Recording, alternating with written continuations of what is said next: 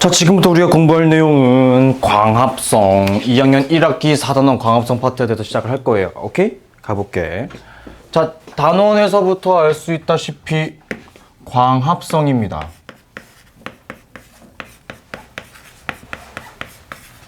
자, 광합성이라고 하는 것은 빛 광자입니다. 그래서 빛을 이용하여 우리가 물질을 합성해 나가는 과정을 광합성이라고 이야기하는데 주로 식물에서 일어나는 현상이거든요. 자, 그럼 어떻게 하는지 한번 볼게요. 우리 1단원 공부하고 왔으니까 이렇게 써도 괜찮을 것 같기는 해. 우리 H2O가 뭐죠? 그쵸? CO2는 뭐죠? 그렇지. 물과 이산화탄소를 이용하여 무언가를 생산을 하게 되는데 이때 만들어지는 것이 포도당과 그 다음 산소 기체가 만들어집니다. 그런데 이때 이 화살표 사이에 빛 에너지라고 하는 것이 포함되어 있는 것을 우리는 광합성이라고 이야기를 합니다. 아시겠죠? 가볼게요. 그럼 우선은 첫 번째로 광합성이 일어나는 장소, 그 다음 일어나는 시간, 시기에 대해서 생각을 한번 해볼게요. 우선 첫 번째, 광합성이 일어나는 장소는 엽록체라고 하는 곳에서 일어나게 돼요. 그 다음 여러분 생각을 한번 해봅시다. 빛 에너지가 있어야지만 광합성을 할 수 있는 거야. 근데 자연 상태에서 빛 에너지가 풍부할 때는 낮이야, 밤이야? 낮이죠. 그럼 자연스럽게 광합성이 일어날 때는 언제다? 낮이겠구나 생각할 수 있는 거예요. 그쵸? 두 번째로는 광합성을 하기 위해서 필요한 물질들 먼저 한번 생각을 해볼게요. 그래서 필요 물질입니다. 자, 필요 물질은 크게 세 가지라고 이야기할 수 있을 것 같은데 첫 번째, H2O, 물에 대해서 생각을 한번 해볼게요. 여러분, 광합성에 필요한 물은요, 항상입니다. 항상 무조건 뿌리에서 흡수를 한다고 생각해 주시면 좋을 것 같아요. 뿌리에서 흡수를 해요. 물론 이제 식물마다 조금씩 다르겠지만 뿌리에서 흡수된다는 게 중요한 이유가 있거든요. 다음 주에 배우게 될 호흡 파트 때문에 제가 이걸 말씀드리는 거고요. 뿌리 흡수 꼭 기억해 주셨으면 좋겠습니다. 두 번째로는 광합성에 필요한 기체인 이산화탄소에 대해서 이야기를 해볼게요. 여러분, 이산화탄소는 기체죠. 그렇죠? 그래서 잎의 주로 뒷면에 존재하게 되는데 기체가 왔다 갔다 하는 구멍이라고 해서 기공이라고 하는 곳에서 주로 흡수하게 됩니다. 됐죠? 그 다음 필요한 것은 저기 빨간색 글씨로 써놨던 빛 에너지가 있습니다. 자, 이 빛 에너지 같은 경우에 대해서는요, 광합성이 일어나는 장소인 엽록체에서 사실은 받아들인다가 맞는 말이지만 흡수한다고 쉽게 생각합시다. 됐죠? 이렇게 세 가지의 물질이 필요하게 될 것이고 어디서 흡수하고 어떻게 흡수하는지까지 생각해 주시면 되겠습니다. 자, 세 번째로는 이 광합성을 통해서 만들어지는 생성 물질에 대해서 한번 조사해 볼게요.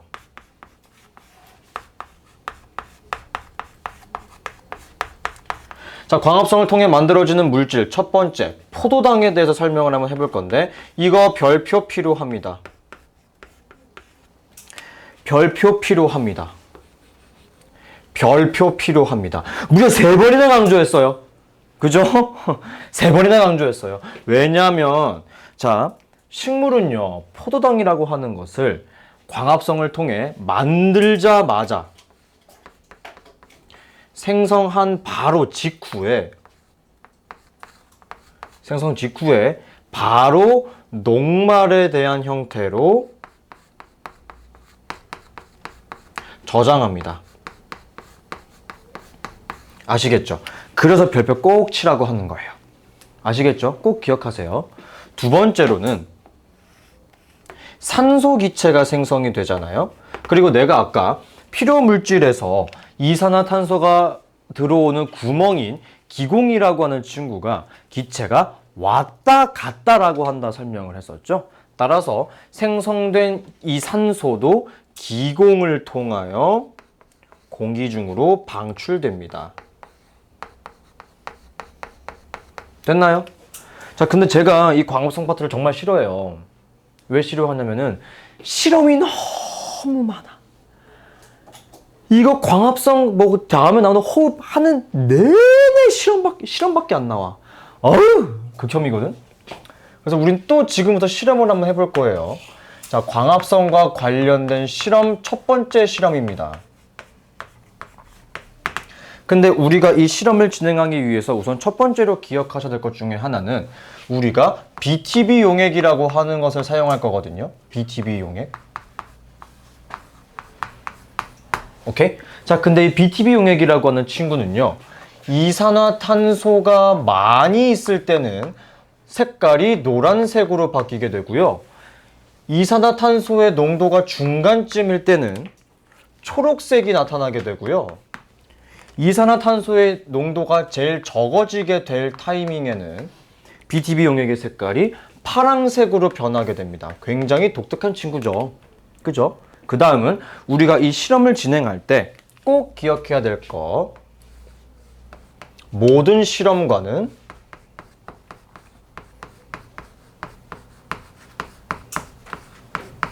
BTB 용액의 색깔을 노란색으로 설정해 놓을 거예요. 이해하시겠습니까? 모두 노란색으로 설정해 놓은 다음에 실험을 진행해 볼 거예요. 첫 번째, BTB 용액의 색깔이 노란색으로 설정해 놓은 실험관에는 아무것도 넣어주지 않을 거고요. 두 번째 실험관에는 광합성을 할 수 있는 식물인 검정말을 넣어줄 거예요. 그리고 세 번째 실험관에는 검정말도 넣어줄 건데 실험관 표면에다가 알루미늄 포일을 덕지덕지 붙일 겁니다. 그럼 여러분 생각해 볼게요. 아무것도 넣어주지 않은 그 실험관에서는 시간이 충분히 지나면 무슨 변화가 일어날까요? 안 일어나겠죠? 첫 번째 실험관에는 아무런 변화가 없을 겁니다. 따라서 BTB 용액의 색깔은 무슨 색깔이 나올까요? 그렇지. 그냥 노란색이 나온다라고 이야기할 수 있을 것이고요. 검정말을 넣어준 실험관에는 광합성을 충분히 진행할 수 있겠지. 그치? 광합성을 통하여 식물은 이산화탄소를 어떻게 하죠? 그치. 사용한다. 사용한다 좀 더 맞는 말일 수도 있겠지. 이산화탄소를 사용할 거야. 따라서 검정말을 넣어준 실험관에는 광합성을 진행할 것이기 때문에 BTB 용액의 색깔이 초록색으로 될 수도 있겠지만 시간이 충분히 주어진다면 파란색으로도 변화할 수 있겠죠. 그쵸? 근데 우리가 알루미늄 포일을 감싸게 되면은 빛 에너지가 충분히 들어올 수 있어, 없어? 없어. 그럼 광합성 한다, 못한다? 못한다. 그럼 변화가 있다, 없다? 없다. 아무런 변화가 없다라고 이야기할 수 있을 거야. 따라서 세 번째 실험관에는 BTB 용액의 색깔이 그냥 그대로 노란색이라고 이야기할 수 있겠죠. 근데 이번에서는 네. 왜 광합성을 많이 하면 파란색으로 바뀌어요? 광합성을 많이 한다는 소리는 그만큼 이산화탄소를 많이 사용한다는 소리죠. 그럼 노란색이라는 소리는 이산화탄소가 많다는 소리잖아. 조금 줄어들게 되면 초록색, 많이 없어지게 되면 파란색. 그래서 이산화탄소를 썼다는 의미로 초록색이랑 파란색으로 갈 수 있다는 거예요. 이해됐나요? 네. 좋아요. 자, 얘들아, 잘 봐봐. 이것 때문에 개 많이 들려. 야, 나 영상 찍는데 이렇게 눈 막 뒤집어 깐다, 야. 잘 봐. 우선은 결론부터 내리자. 오케이. 이렇게 실험을 진행을 했어. 오케이. 괜찮네. 오케이. 네 번째, 결론 한번 지어봅시다. 결론이에요. 우리는 결국에 이 실험을 진행함으로 인해서 얻게 된 결론이 무엇이냐면요. 아하, 식물은 광합성을 할 때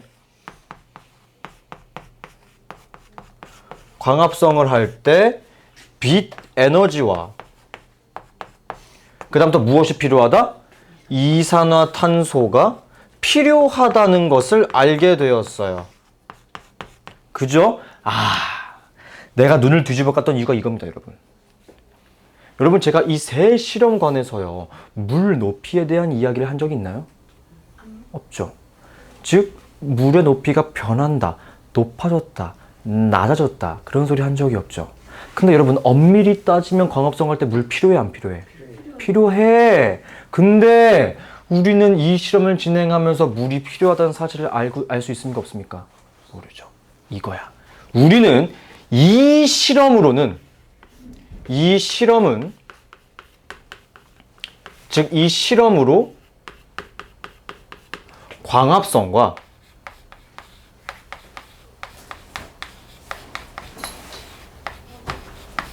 물의 관계는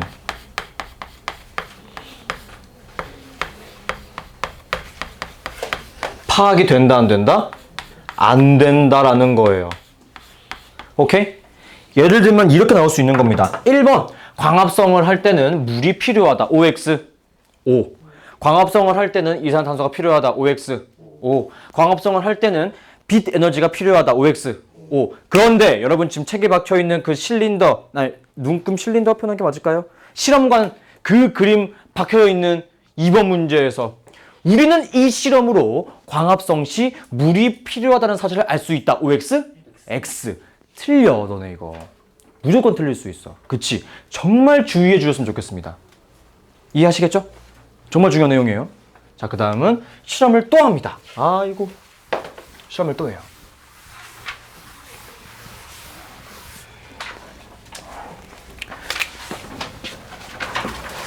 실험 두 번째라고 할게요.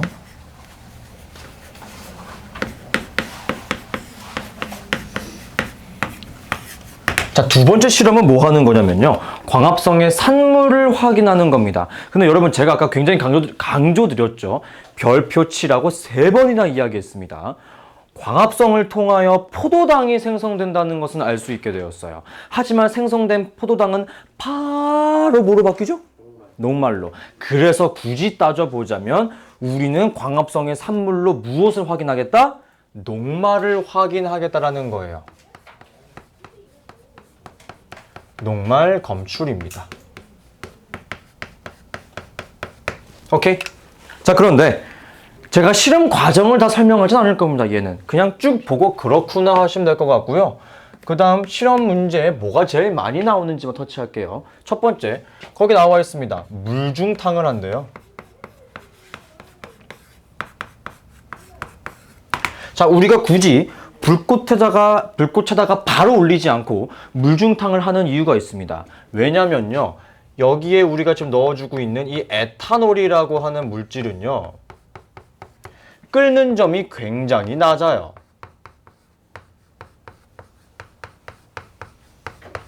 몇 도냐면은 약 78도입니다. 오, 굉장히 낮은 온도에서 부글부글 끓어요. 그럼 어때? 위험하죠? 그쵸?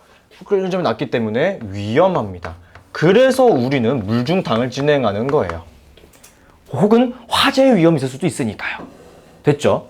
그러면은 뭐 그런 이유구나. 알겠어. 쌤, 근데 왜 굳이 에탄올에다가 넣어주는 거예요? 예? 아니, 왜 굳이 에탄올에다가 넣어주는 거예요? 그 이유는 바로 잎을 탈색시키기 위함입니다. 잎을 탈색시키기 위해서 우리는 에탄올에다가 넣어주는 거예요. 아시겠죠?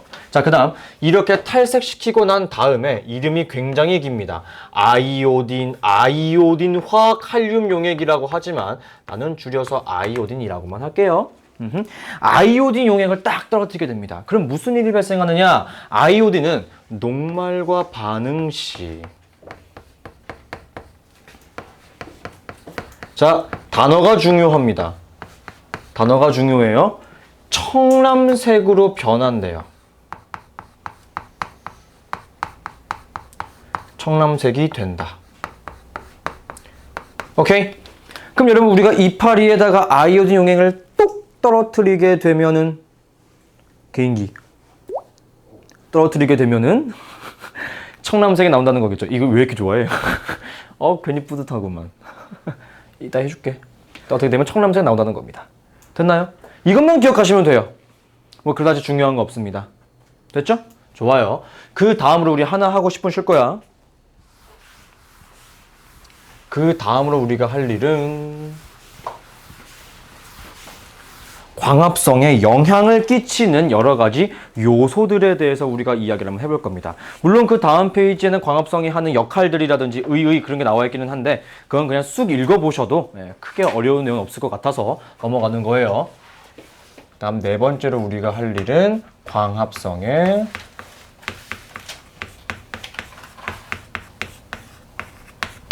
요소 생각하시면 되겠습니다. 자, 여러분, 광합성의 요소라고 하는 것은요, 쉽게 얘기하면 이런 거예요. 광합성 량을 조절하겠다라는 의미가 되겠습니다. 아시겠습니까? 아하, 광합성을 많이 일어나게 하거나 혹은 광합성을 적게 일어나게 할 수 있는 그 요소들에는 어떤 것들이 있을지 생각하게 되는 것이 바로 지금 공부할 내용입니다. 아시겠죠? 간단합니다. 1번과 2번으로 한번 설명할게요. 첫 번째, 광합성에 영향을 끼칠 수 있는 것은 크게 세 가지가 있지만 저는 두 가지만 설명할게요. 첫 번째, 빛의 세기. 그 다음, 이산화탄소의 농도는 똑같은 특징을 가지고 있어요. 그래프로 한번 설명을 해볼게요. 이렇게 그릴 수 있고요. X축에는 빛의 세기랑 이산화탄소 농도가 올 수 있습니다. 오케이? 빛이랑 이산화탄소가 올 수 있고요. Y축에는 광합성량이 올 수 있거든요. 그래프 모양이 올라가다가 어느 순간 일정해집니다. 오케이? 즉 광합성을 많이 하게 하기 위해서 빛을 겁나 세게 막 줘. 그렇다고 광합성이 무제한으로 많이 일어날까? 아니라는 거야. 광합성 많이 하고 싶어. 이산화탄소를 겁나 많이 막 가해줘. 그렇다고 광합성이 많이 일어나? 그게 아니라는 거겠죠. 그렇죠? 그래서 결국 우리가 낼 수 있는 결론은 어느 순간 광합성량은 일정해진다라는 결론을 낼 수 있을 것입니다. 됐죠? 자, 두 번째로 우리가 이야기할 수 있는 것은 온도예요. 이건 조금 중요합니다. 자, 온도 같은 경우는요, 그래프로 한번 설명을 해보게 되면은 X축이 온도가 되고 Y축이 광합성량이 되는데 그래프 모양이 이렇게 돼요. 어우, 심지어 아까는 일정하게 유지라도 됐지만 얘는 아예 광합성이 멈추기도 하네요. 안 일어나기도 하네요. 그쵸? 이것을 생각하시면 되겠습니다. 오케이? 첫 번째, 이 온도라고 하는 친구는요 30도에서 40도일 때 광합성량이 최대예요. 즉, 이 지점이 30도에서 40도 사이라고 생각하시면 되겠죠. 그 다음 기온이 40도 이상으로 넘어가 버리게 되면 아예 급감합니다. 갑자기 줄어들어요. 요거 한 가지 기억해 두셨으면 좋겠습니다. 됐죠? 됐죠? 자, 원래는 제가 여기다가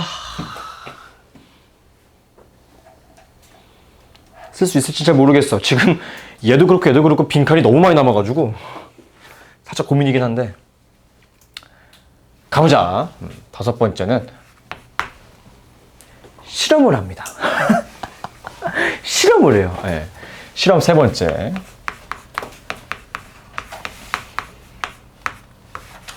이번에 실험할 주제는 뭐냐면은 광합성 양에 대한 실험입니다. 근데 이 광합성 양을 무엇으로 조절할 것이냐면은 바로 빛의 세기로 조절할 것입니다. 자, 방금 말씀드렸지만 모든 실험 과정을 다 설명하지는 않을 것이고요. 중요한 내용들만 터치할 거예요. 아시겠죠? 자, 첫 번째. 시험 문제 정말 많이 나옵니다. 탄산,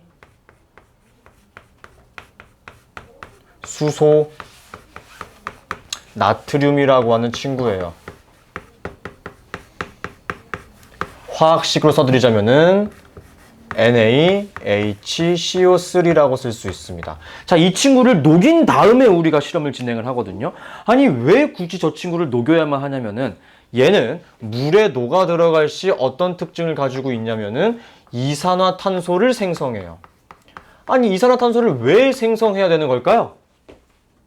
왜 생성해야 되는 거예요, 이거? 그렇지, 이거 광합성 하려고.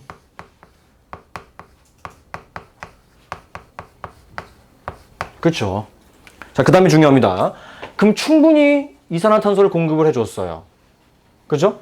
그럼 이제 햇빛도 충분하다고 가정을 했을 때 광합성 양에 따라서 무슨 일이 발생하는지 한번 보겠습니다. 잘 봐봐요. 그래서 우리는 두 번째로 할 일이 광합성 양을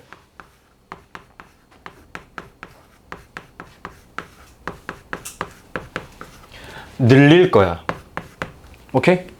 그럼 광합성량을 늘리는 방법에는요, 우리가 지금 빛의 세기를 조절한다 그랬잖아. 그래서 할 수 있는 방법은 크게 두 가지가 있습니다. 이게 교과서마다 달라요. 출판사마다 다를 수 있어요. 문제집마다 다를 수 있고요. 첫 번째, 전등과 실험을 하고자 하는 실험관 사이의 거리를 가깝게 합니다. 그래도 빛의 세기가 증가하긴 하는 거잖아요. 그쵸? 이따가 또 보여줄게. 두 번째로는 전등의 개수를 증가시켜요.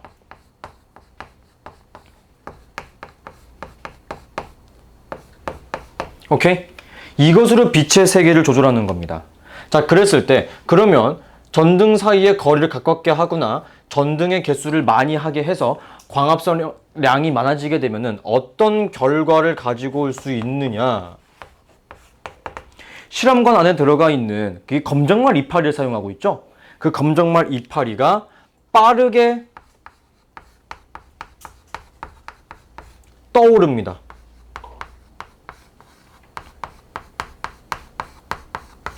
그 이유는 무엇이냐? 검정말 이파리에서 광합성을 하면은 생성된 기체인 산소가 만들어지겠죠.